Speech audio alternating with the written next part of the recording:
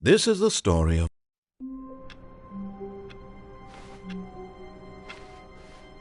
all of his co-workers were gone. What could it mean? Stanley decided to go to the meeting room. Perhaps he had simply missed a memo. "Where are we going today?" the bucket asked. Stanley just smiled. Anywhere they went together would be perfectly fine with him. Stanley clutched the bucket tightly to his chest and entered the door on his left.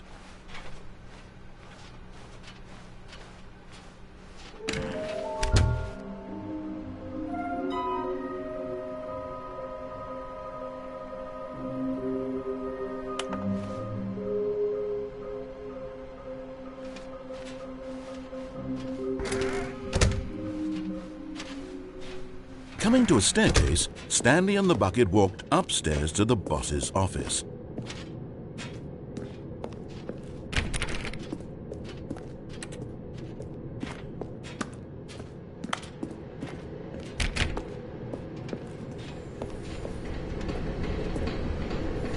You're getting close now, Stanley. You've nearly gotten all of the Figler and Marines. Very soon, you'll collect the last one, and then the first number will equal the second number, and that will be it. We'll be different people by then. Different in the sense that we used to have none of them, and now we have them all. You can't go back to when you had no Figler and Marines. None of us can.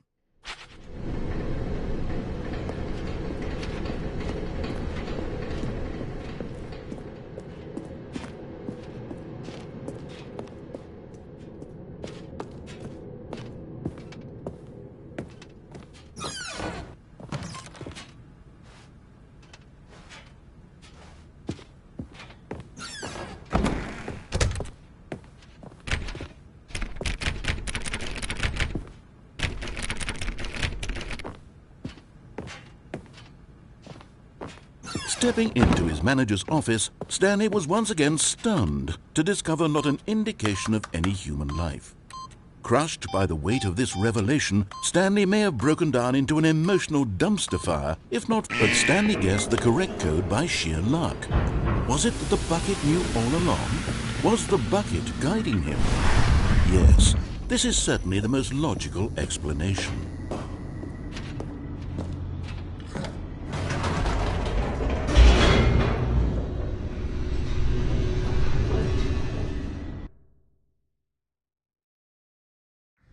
The elevator raced downward, plummeting towards an unknown fate. It would be all Stanley could do to keep himself together, if not for the bucket. Soothing him, comforting him, reassuring that in this darkest moment of uncertainty, he would be all right. The bucket is here for you, Stanley. Everything will be fine. Stanley and the bucket walked straight ahead through the large door that read, Mind Control Facility.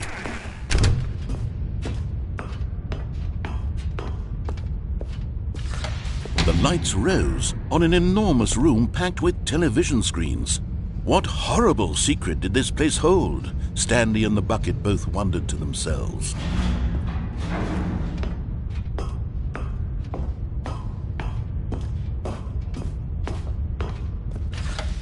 The monitors jumped to life, and Stanley nearly dropped the bucket in shock. Everyone in the office was being videotaped, monitored like guinea pigs. The bucket had never seen anything like this, and it very nearly burst into tears as Stanley cradled it gently, reassuring it that everything would be fine. Was the bucket under the mind control facility's influence as well? Had the bucket been told to do things it didn't wish to do? What kinds of things does a bucket want to do or not want to do in the first place? These questions raced furiously in Stanley's feeble mind. No! He screamed into the bucket. He couldn't accept it. His own life in someone else's control, never! He squeezed the bucket tighter. His one friend in the entire world. At this point, he could trust no one except for the bucket.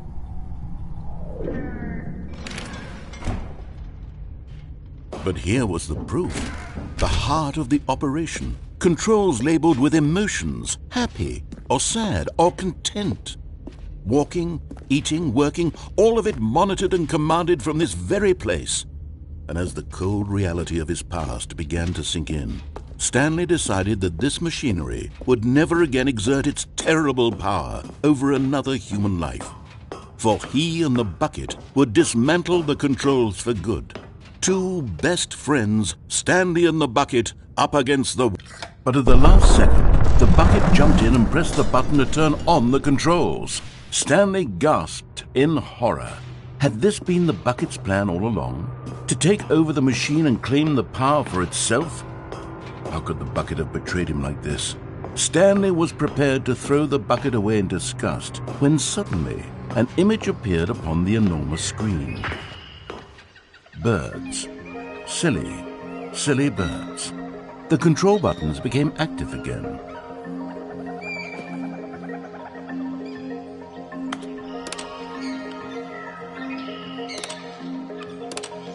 Stanley flipped through one video of silly birds after another, and then it dawned on him. This wasn't a mind control facility at all.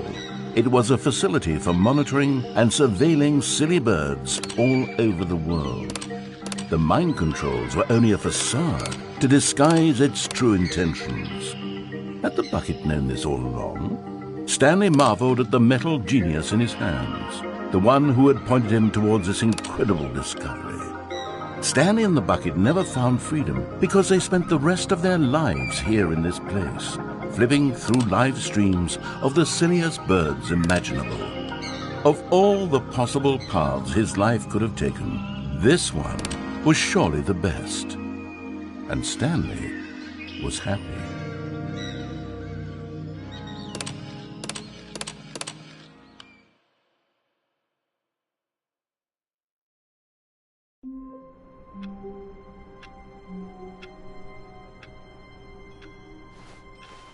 All of his co-workers were gone. What could it mean? Stanley decided to go to the meeting room. Perhaps he had simply missed a memo.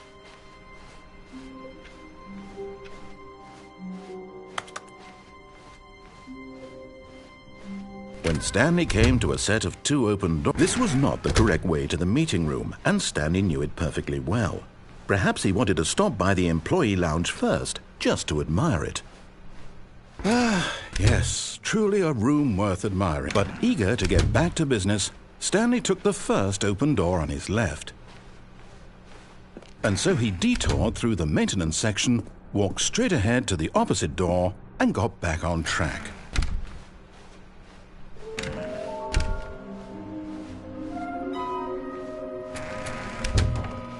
Stanley stepped into the broom closet, but there was nothing here, so he turned around and coming to a staircase. Stanley walked upstairs to his boss's office.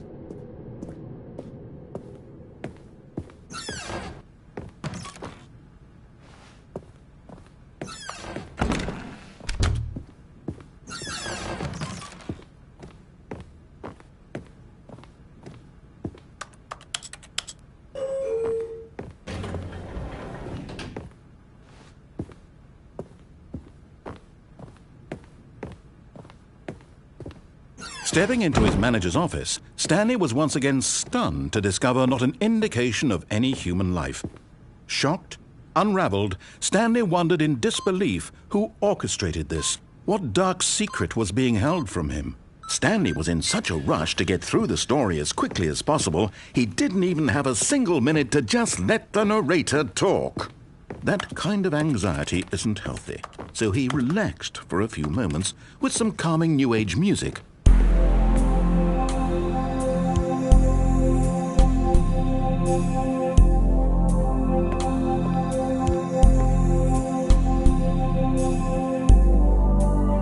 Feeling soothed and rejuvenated, Stanley calmly walked forward into the opened passageway.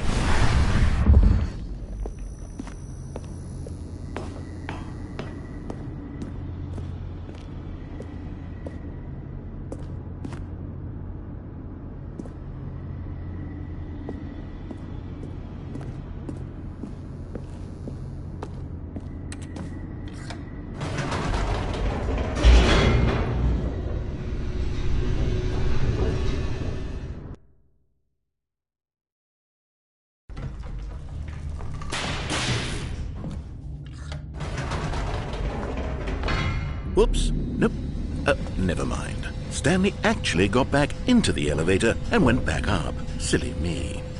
Why did Stanley do that when he knew that it would just lead back to his boss's office? Well, that's a great question. I just can't wait to find out.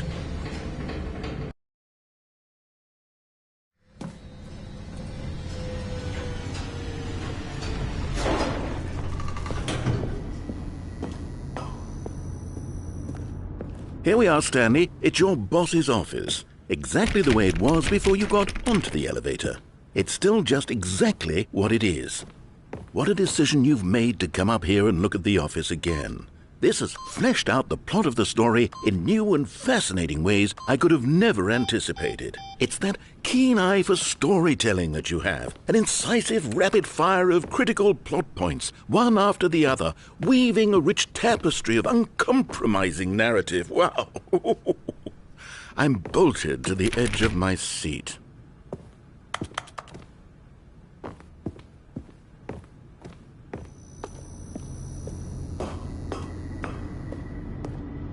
Incredible. Now he's getting back into the elevator and going down again. Ladies and gentlemen, how does he keep coming up with all of this? Surely this time Stanley will walk forward into the spooky corridor, won't he? Stanley walked straight ahead through the large door that read Mind Control Facility. Although this passageway had the word Escape written on it, the truth was that at the end of this hall, Stanley would meet his violent death.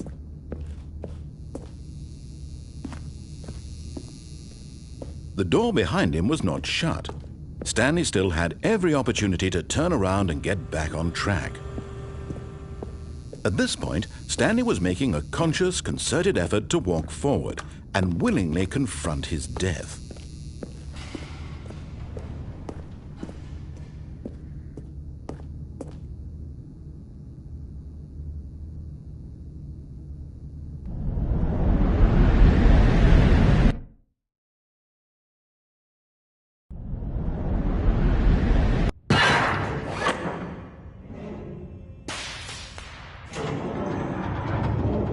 As the machine whirred into motion and Stanley was inched closer and closer to his demise, he reflected that his life had been of no consequence whatsoever. Stanley can't see the bigger picture.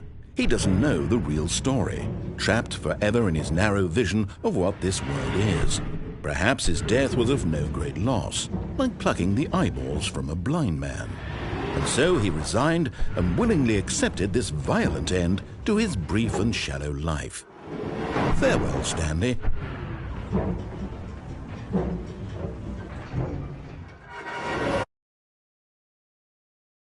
Farewell, Stanley, cried the narrator, as Stanley was led helplessly into the enormous metal jaws. In a single visceral instant, Stanley was obliterated as the machine crushed every bone in his body, killing him instantly.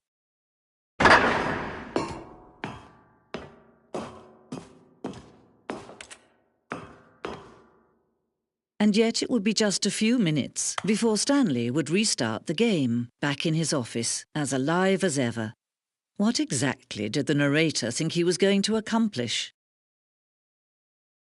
When every path you can walk has been created for you long in advance, death becomes meaningless, making life the same. Do you see now? Do you see that Stanley was already dead from the moment he hit start?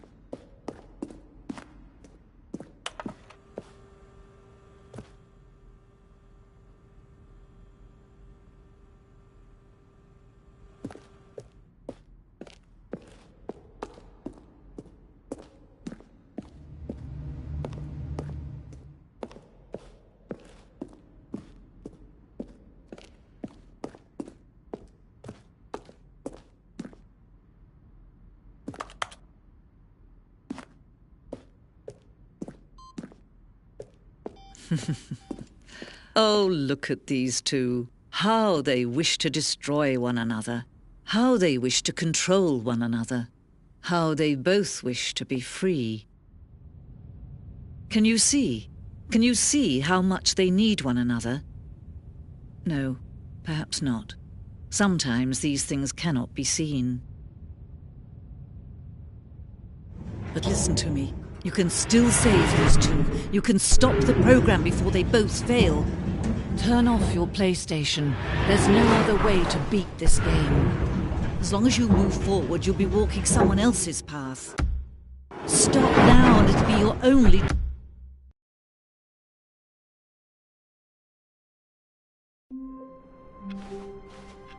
All of his co-workers were gone. What could it mean?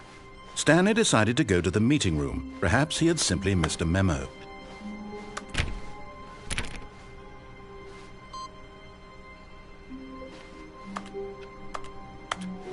A good bucket, a strong bucket, a humble bucket, a committed bucket, a bucket of culture and distinction. Stanley clutched the bucket.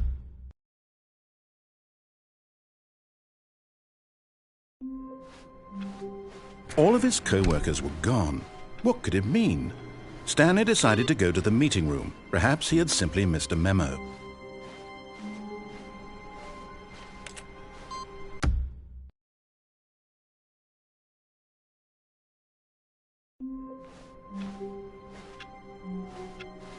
Stanley decided to go to the meeting room to check on his co-workers. He never functioned well by himself and constantly needed support and guidance from others, so the thought of total solitude was terrifying to him.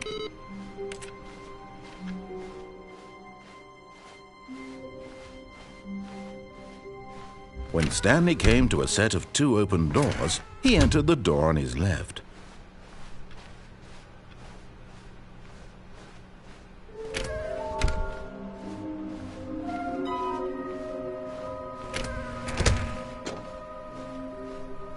Coming to a staircase, Stanley walked upstairs to his boss's office.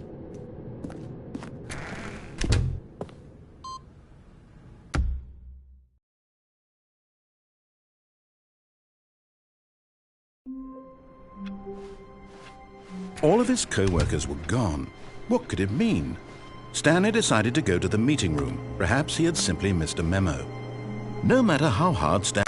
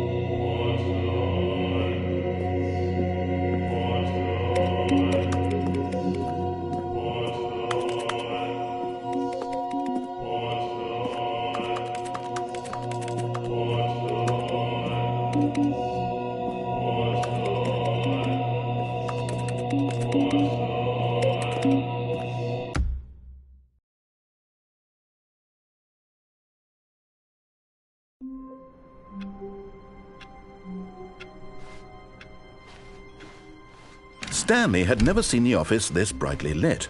Was it a sign of something? He hoped it was. He hoped very much that it was. The embrace of an old friend, a weathered companionship that stands the test of time. Stanley clutched the bucket tightly to his chest. This was not the correct way to the meeting room, but Stanley had felt the bucket calling to him, telling him that the employee lounge was simply the place to be. And here it was. Had the bucket turned out to be correct? Well, no, never mind. The bucket was wrong. Stanley took the door on his left to go back to the meeting room. No, Said the bucket. don't go to the meeting room. Go somewhere else. The cargo lift, yes. Good. Said the bucket. Now ride the lift all the way to the top. There's something up there I need you to do. Stanley did not question why or how this bucket was speaking to him. It should have alarmed him, of course, because buckets can't talk. But Stanley chose not to think about this obvious fact. He was firmly convinced that the bucket had spoken to him, and he unthinkingly did whatever the bucket asked.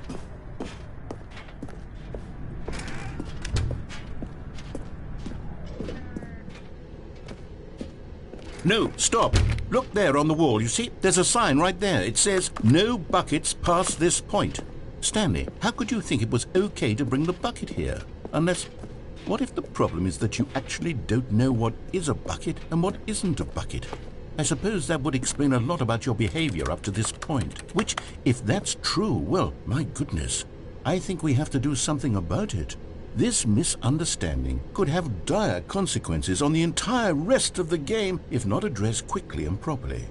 So much of the impact of the story is dependent on your understanding of what is and isn't a bucket. Please, step in here for a moment.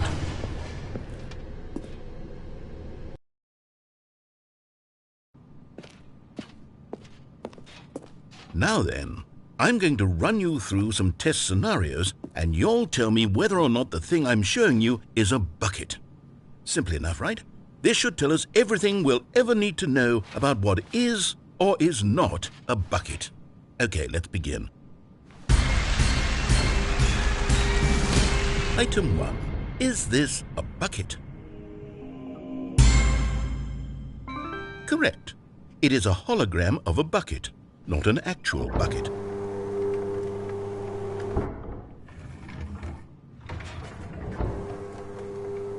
Item 2. Is this a bucket? Correct. It is a 3D printed recreation of a bucket, not an actual bucket.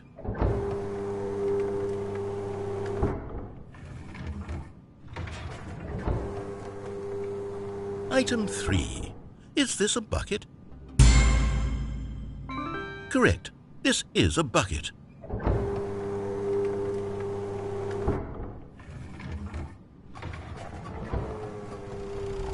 Item 4. Is this a bucket? Correct. This is a tractor and not a bucket. To be honest, I just sort of put this one in here as a gimme, but I was starting to get concerned that even this might be too much for you. Thank you for not making me look like an idiot. Okay, next one.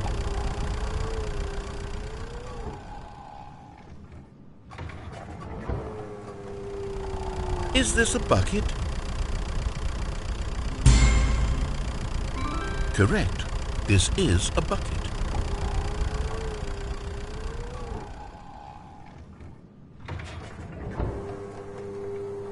Item 6. Is this a bucket? Trick question. Both. Gotcha.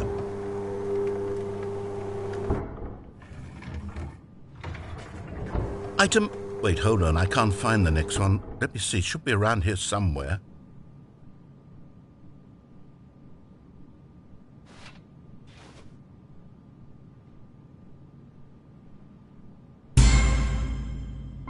Yes, thank you.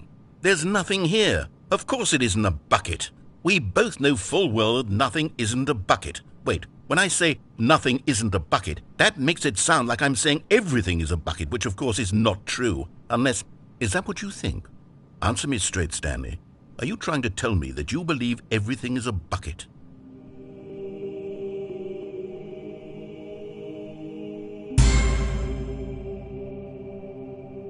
You know what? I'm too confused to even sort it out. I've lost all sense of perspective. What is a bucket? What isn't a bucket? Mere moments ago I could answer these questions with confidence, and yet now I'm somewhat adrift. Do any of us know what a bucket is? Am I a bucket? Stanley, I can't keep doing this. I'm losing myself, and myself was all I ever had to begin with. I'm afraid the bucket is threatening to tear our relationship apart. I can't have that. I'm sorry, but I'm going to erase all buckets from the game entirely. Okay, here we go.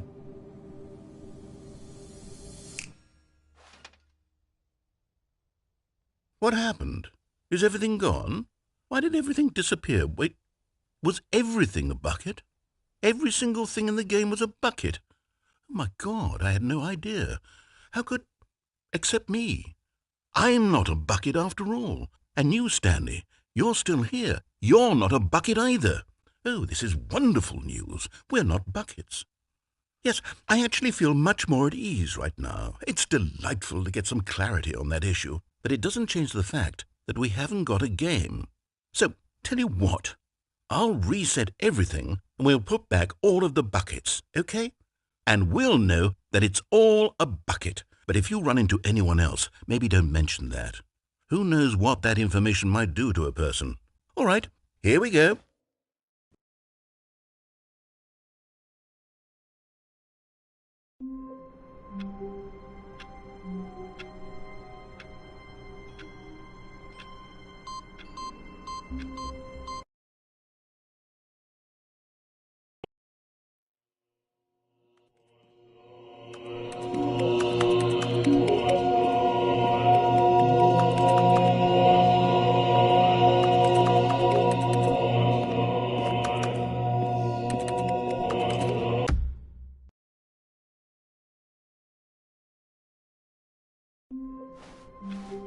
All of his co-workers were gone. What could it mean? Stanley decided to go to the meeting room. Perhaps he had simply missed a memo.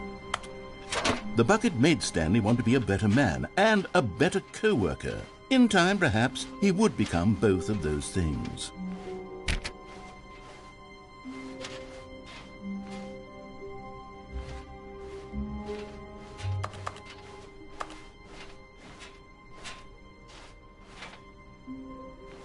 Stanley clutched the bucket tightly to his chest and entered the door on his left.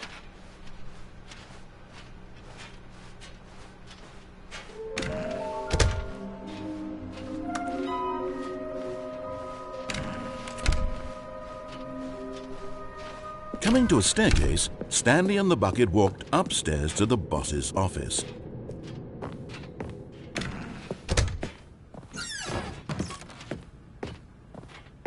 Stepping into his manager's office, Stanley was once again stunned to discover not an indication of any human life.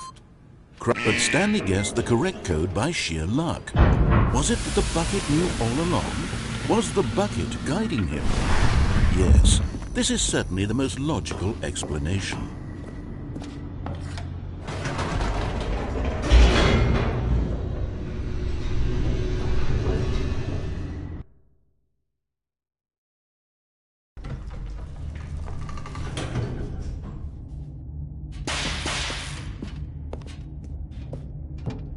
Stanley and the bucket walked straight ahead through the large door that read, Mind Control Facility.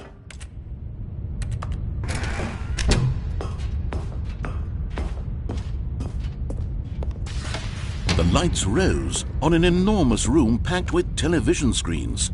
What horrible secret did this place hold? Stanley and the bucket both wondered to themselves.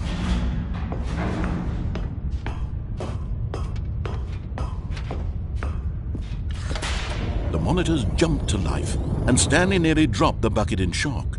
Everyone in the office was being videotaped, monitored like guinea pigs. The bucket had never seen anything like this, and it very nearly burst into tears as Stanley cradled it gently, reassuring it that everything would be fine.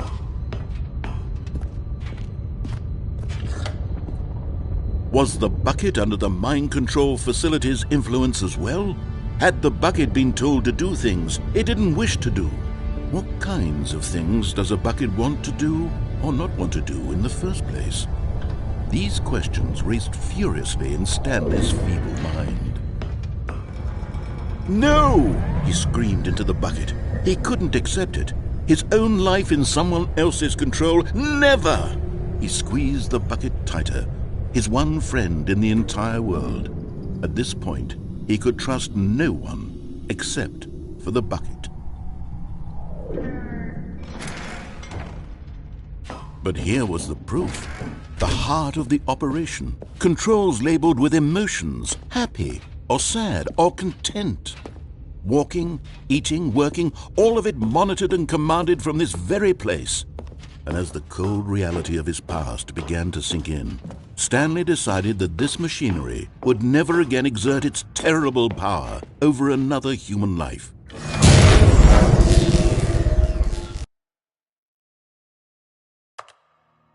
Stanley and the bucket waited in blackness. Was it over? Yes, they had done it. Stanley and the bucket had defeated their greatest and darkest enemy, freed themselves from the tyrannical grip of the evil mind control machine. Freedom was now mere moments away. Excitedly, the two of them began to discuss the kind of life they wanted to live once they stepped through this massive door. The bucket wanted to learn to roller skate. Stanley wanted to sneeze in every country on Earth. Both of them wanted to begin watching a movie, any movie, but then stop it halfway through and begin watching it in reverse from the end. True, it was a simple life they envisioned, but it was one they'd lived together, with one another to lean on, to trust, to support. What? Wait. What was happening? Why had the door stopped? Was Stanley and the bucket not about to be freed? An unbearable silence filled the room, lingering in uncertainty, until finally the truth hit Stanley square in the face. This building did not want the bucket to leave. Even the facility itself recognized the incredible calming presence of the bucket, needed the soothing warmth of the bucket, would go to any lengths not to part with the bucket. No. Stanley can't leave this place, not while he has such a precious bucket in his arms. Not while this building has anything to say about it. Stanley realized he would never again leave this very room. But at least he has the bucket. To be trapped eternally in darkness isn't really so bad, Stanley thought to himself. As long as I have my bucket with me, right? I'll be okay, won't I? Stanley gulped. Very soon now, he was about to find out.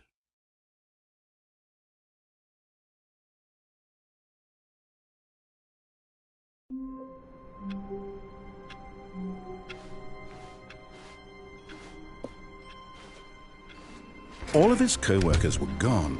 What could it mean? Stanley decided to go to the meeting room. Perhaps he had simply missed a memo.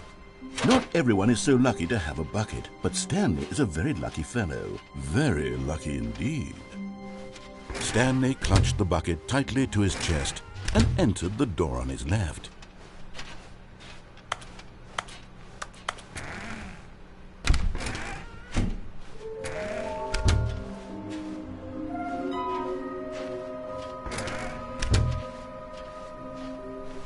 Coming to a staircase, Stanley and the bucket walked upstairs to the boss's office.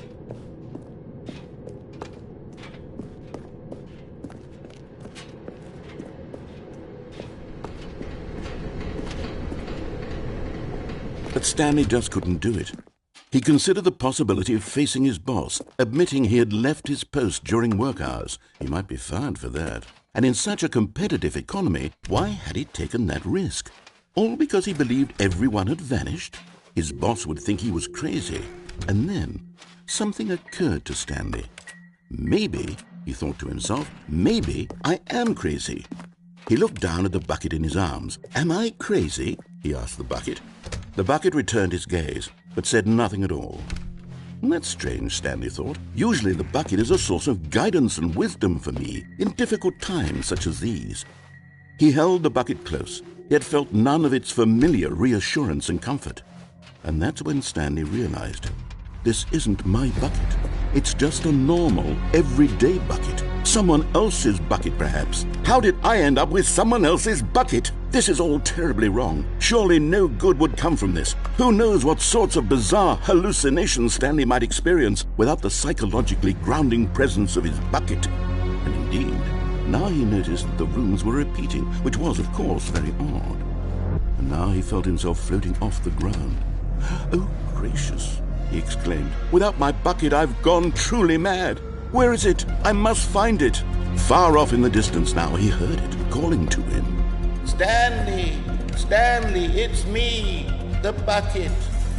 Could it truly be? He rushed forward from room to room, passing by one bucket after the next. None of them were his. None of them were his special bucket. Come to me, Stanley! Find me! He had to find the bucket. He had to return to his old friend. It was the only way to truly restore his sanity. And then suddenly, he froze dead in his tracks. He knew where the voice of the bucket had been coming from. The real bucket was inside of him all along. It was incredibly painful. Stanley doubled over in agony and blacked out.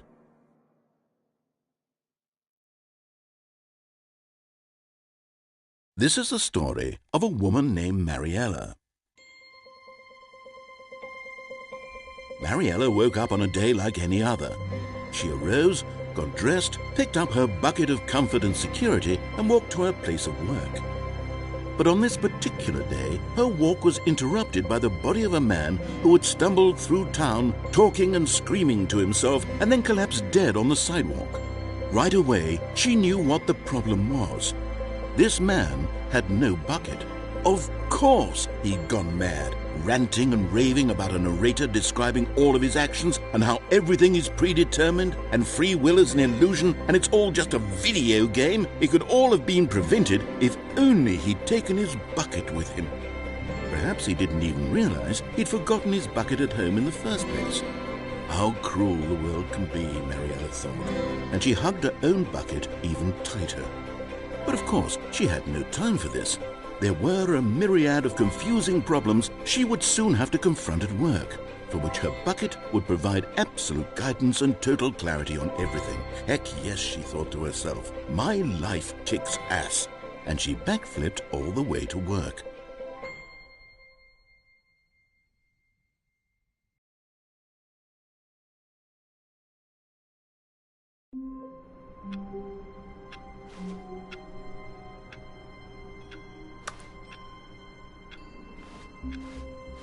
How long was I sitting there? Stanley wondered to himself.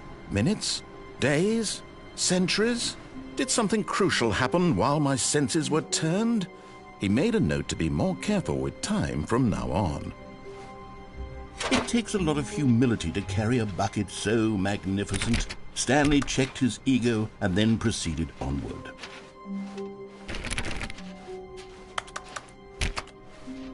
Stanley clutched the bucket tightly to his chest and entered the door on his... This was not the correct way to the meeting room, but Stanley had felt the bucket calling to him, telling him that the employee lounge was simply the place to be. And here it was. Had the bucket turned out to be correct? Was this better than the meeting room? Yes, Stanley thought to himself. Yes, perhaps it truly was. How insightful the bucket turned out to be.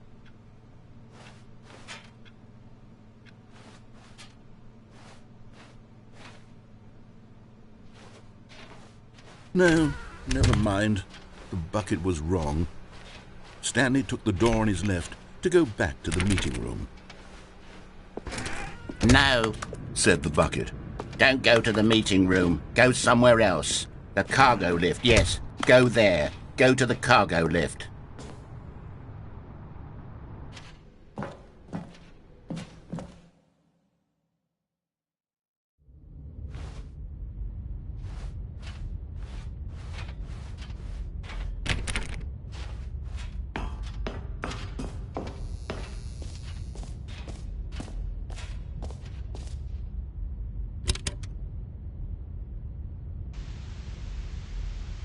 Okay, this is day number 295, tape number...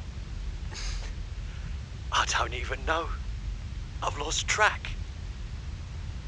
nothing feels real anymore.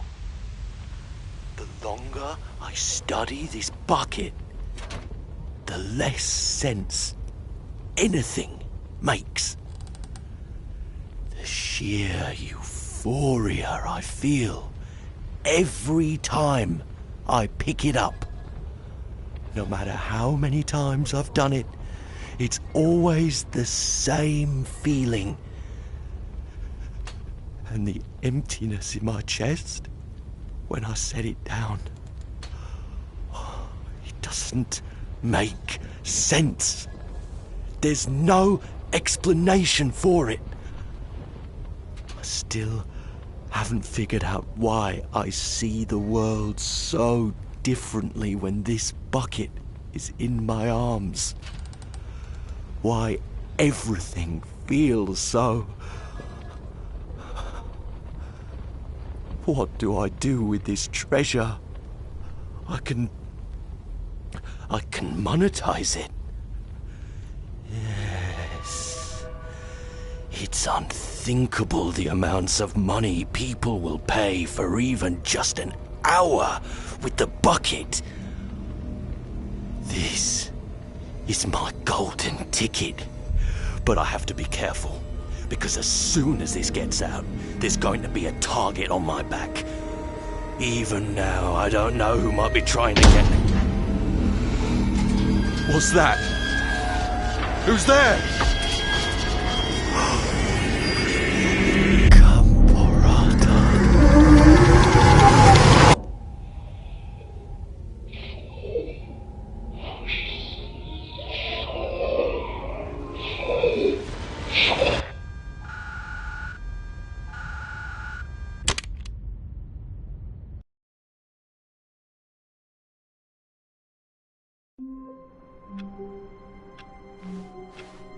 Even now, Stanley's office was a distant memory. What did it look like? There was a computer, perhaps, and a painting. Was it a painting or a photo? He could no longer recall.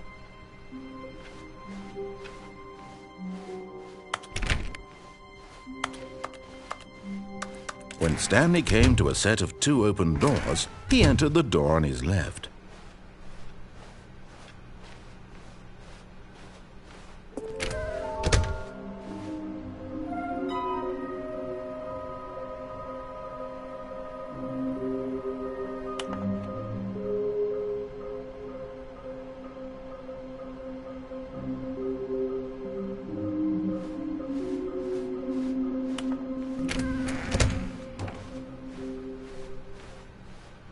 Coming to a staircase, Stanley walked upstairs to his boss's office.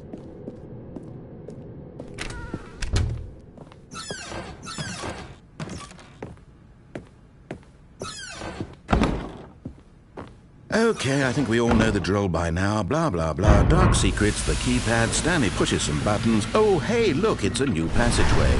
Quelle surprise.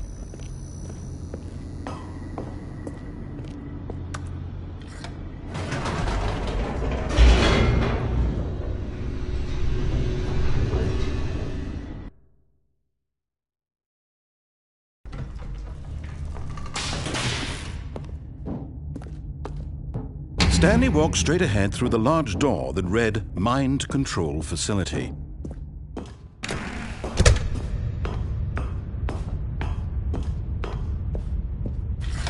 The lights rose on an enormous room packed with television screens. What horrible secret did this place hold? Stanley thought to himself. Did he have the strength to find out?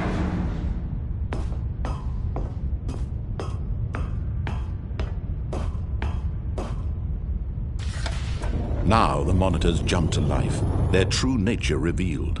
Each bore the number of an employee in the building, Stanley's co-workers. The lives of so many individuals reduced to images on a screen, and Stanley, one of them, eternally monitored in this place where freedom meant nothing. This mind control facility, it was too horrible to believe. It couldn't be true. Had Stanley really been under someone's control all this time? Was this the only reason he was happy with his boring job? That his emotions had been manipulated to accept it blindly? No, he refused to believe it. He couldn't accept it. His own life in someone else's control? Never! It was unthinkable, wasn't it? Was it even possible? Had he truly spent his entire life utterly blind to the world? But here was the proof, the heart of the operation. Controls labeled with emotions, happy or sad or content, walking, eating, working, all of it monitored and commanded from this very place. And as the cold reality of his past began to sink in, Stanley decided that this machinery would never... Oh, Stanley, you didn't just activate the controls, did you? After they kept you enslaved all these years, you go and you try to take control of the machine for yourself. Is that what you wanted? Control? Oh, Stanley, I applaud your effort, I really do. But you need to understand, there's only so much that machine can do. You were supposed to let it go, turn the controls off, and leave. If you want to throw my story off track, you're going to have to do much better than that. I'm afraid you don't have nearly the power you think you do. For example, and I believe you'll find this pertinent, Stanley suddenly realized he had just initiated the network's emergency detonation system. In the event that this machine is activated without proper DNA identification, nuclear detonators are said to explode, eliminating the entire complex. How long until detonation then? Let's say, 2 minutes. Ah, now this is making things a little more fun, isn't it, Stanley? It's your time to shine. You are the star. It's your story now. Shape it to your heart's desires. Oh, this is much better than what I had in mind. What a shame we have so little time left to enjoy it. Mere moments until the bomb goes off. But what precious moments each one of them is. More time to talk about you, about me, where we're going, what all this means. I barely know where to start. What's that? You'd like to know where your co-workers are? A moment of solace before you're obliterated? All right, I'm in a good mood. You're going to die anyway. I'll tell you exactly what happened to them. I erased them. I turned off the machine. I set you free. Of course, that was merely in this instance of the story. Sometimes when I tell it, I simply let you sit there in your office forever, pushing buttons endlessly and then dying alone. Other times, I let the office sink into the ground, swallowing everyone inside, or I let it burn to a crisp. I have to say this, though, this version of events has been rather amusing. Watching you try to make sense of everything and take back the control wrested away from you, it's quite rich. I almost hate to see it go. But I'm sure whatever I come up with on the next go-around will be even better. My goodness, only 34 seconds left. But I'm enjoying this so much. You know what? To hell with it. I'm going to put some extra time on the clock, why not? These are precious additional seconds, Stanley. Time doesn't grow on trees. Oh dear me, what's the matter, Stanley? Is it that you have no idea where you're going or what you're supposed to be doing right now? Or did you just assume when you saw that timer that something in this room was capable of turning it off? I mean, look at you. Running from button to button, screen to screen, clicking on every little thing in this room. These numbered buttons, no, these colored ones. Or maybe this big red button, or this door. Everything, anything, something here will save me. Why would you think that, Stanley? That this video game can be beaten? Won? Solved? Do you have any idea what your purpose in this place is? Stanley, you're in for quite a disappointment. But here's a spoiler for you. That timer isn't a catalyst to keep the action moving along. It's just seconds ticking away to your death. You're only still playing instead of watching a cutscene because I want to watch you for every moment that you're powerless. To see you made humble.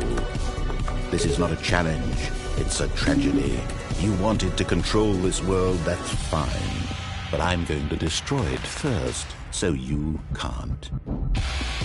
Take a look at the clock, Stanley. That's 30 seconds you have left to struggle. 30 seconds until a big boom and then nothing. No ending here, just you being blown to pieces. Will you cling desperately to your frail life, or will you let it go peacefully? Another choice. Make it count, or don't. It's all the same to me, all a part of the joke. And believe me, I will be laughing at every second of your inevitable life from the moment we fade in until the moment I say, happily ever after.